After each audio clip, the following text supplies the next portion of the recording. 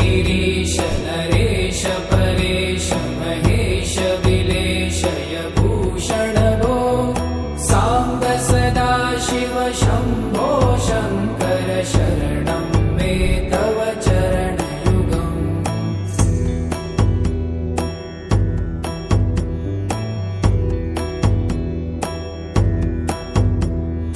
भूमया दिव्य सुमङ्गल विग्रहया लिङ्गित वामाङ्ग विभो साम्ब सदा शिव शम्भो शङ्कर शरणं मे तव चरणयुगम्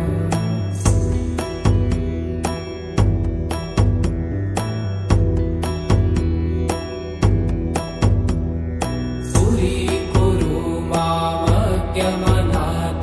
दूरीकुरु मे दुरितं भो साम्ब सदा शिव शम्भो शङ्कर शरणं मे तव चरणयुगम्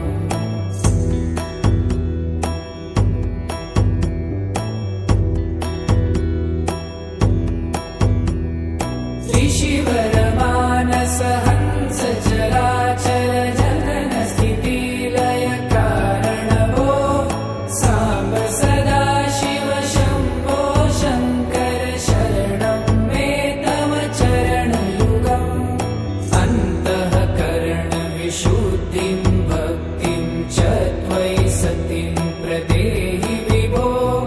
साम्ब सदा शिव शम्भो शङ्कर शरणं मे तव चरणयुगम्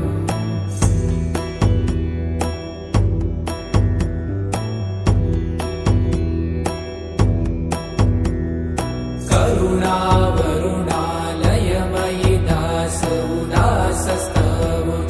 नहि भो साम्ब सदा शिव शम्भो